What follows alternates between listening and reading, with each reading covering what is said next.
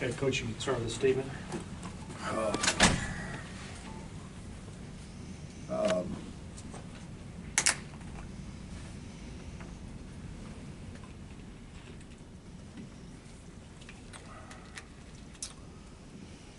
I don't know if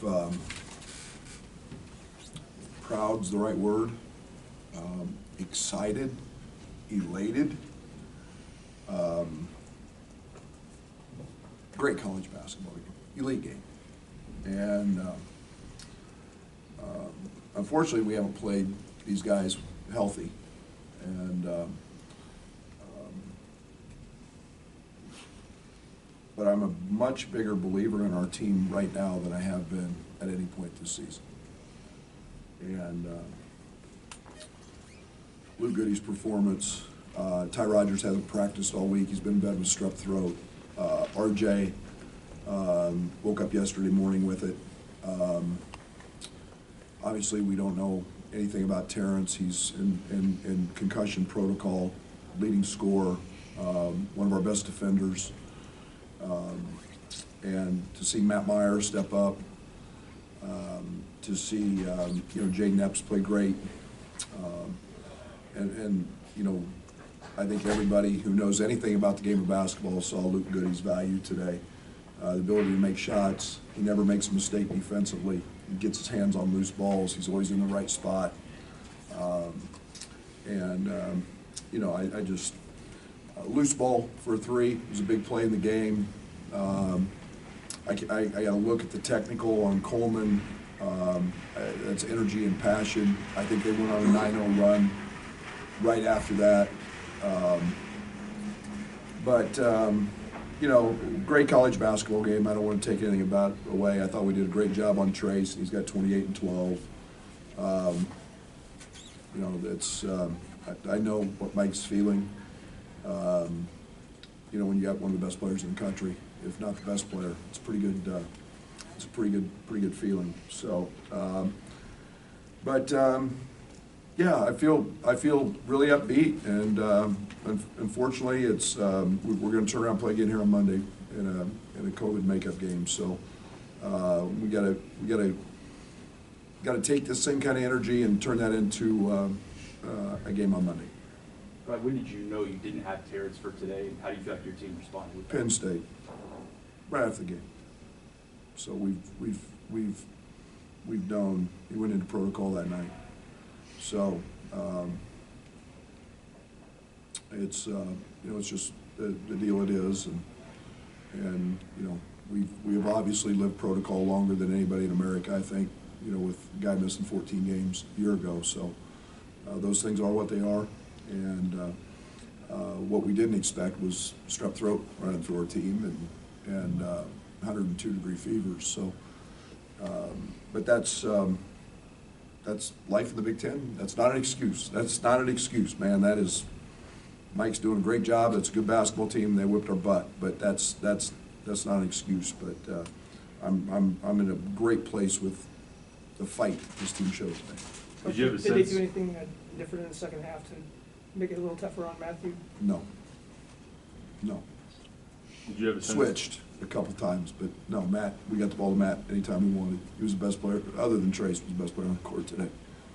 Did you have a sense going in that you'd have that fight? What did you see from the guys leading into this to perform like that? Well, first of all, we got embarrassed the first time we played them. And, Matt was sick in that game, and we didn't play very well. They played great. But, yeah, I mean, it's two great basketball teams. Two teams that in postseason play can make a long, long run. And, we were dialed in, and they made a loose ball play that got them a three, and that was a big play in the game. Coach, Luke Goody's an Indiana kid. What were the conversations like with him heading into this game? None. Win. Just go play to win. I don't get into any of that. It's always about us. It's not about the individual. So there were none. We've talked a lot about Luke's return. To see that actually come to fruition and him have that performance, what does that tell you about maybe where this team can continue to take those steps? Yeah, it's, I don't want to look back, but there's a reason he started in our scrimmage with Kansas. I mean, he's that valuable. And, you know, we didn't have that. And he's a guy that has had to stay patient. And he's very cerebral. He's very smart. He's got great feel. He's an elite shooter. And we've missed that. You know, we're the second youngest team in college basketball, so we've missed that leadership. There's a guy who's been through all of that. So, you know, that's something that excites me for the future. That's a big piece of it. You had a couple of plays out of timeouts in the last 90 seconds or so. Did you get what you wanted, you know, maybe down the stretch from those? Well, we tried to get the ball to Matt. We tried to get the ball to Matt on the side out of bounds, and that was great. We got Jaden downhill, which was exactly what we were trying to do off the last play. And then we didn't have a timeout, and we run a little waggle play, and RJ gets a great look. So, you know, we just, in that situation, we practice a lot with 10 seconds to go. You know, 5 guys on the floor in space, and we run a little, what we call a little waggle, and got that. The side out was intended to go to Matt or Dane at the rim, and we couldn't get that down to the baseline. So, but all in all, yeah, pretty pleased with what we got. I mean, RJ shot that last thing with confidence, and he hadn't been on the court for a pretty long stretch. I mean, was that just that kind of moment for him, even if he didn't make it? I mean, I wish he made it, but you know, no one's ever told RJ to quit shooting. He's had a hard year, man. He's had a hard year, but you know, I said exactly on the bench, overtime, as soon as he let it go.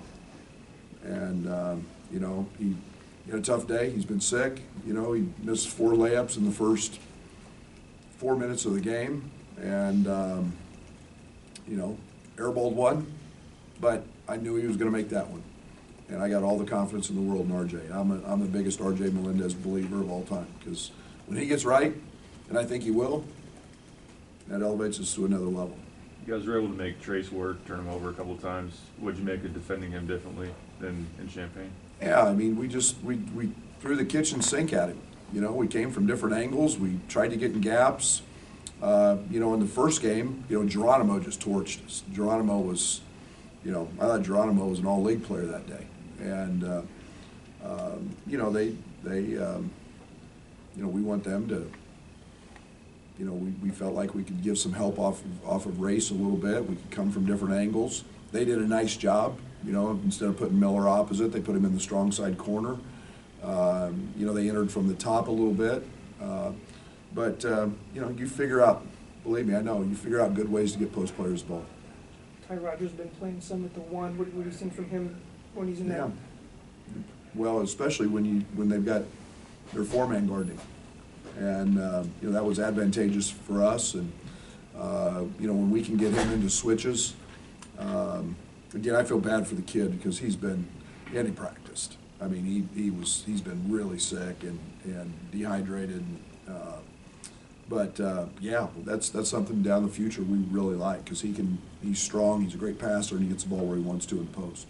What explanation did you get on the technical on Coleman at all? Taunting. I haven't seen it yet, but no one likes passion and energy and emotion more than me. I haven't seen it. I don't know if it was towards anybody. You know, if that's the case, well deserved.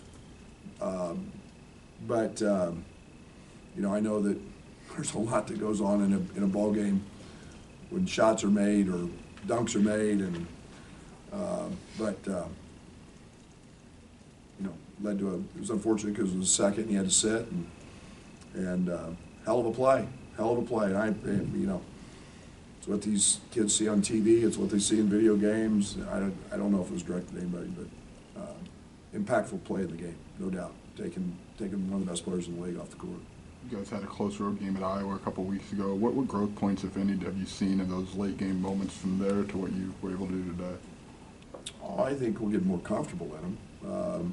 You know, we had that long stretch where we won everything by double figures, and you know, you've got to be in those moments. Jaden Epps will step up at the free throw line and make it. Ty won't foul the next time. Those are freshmen.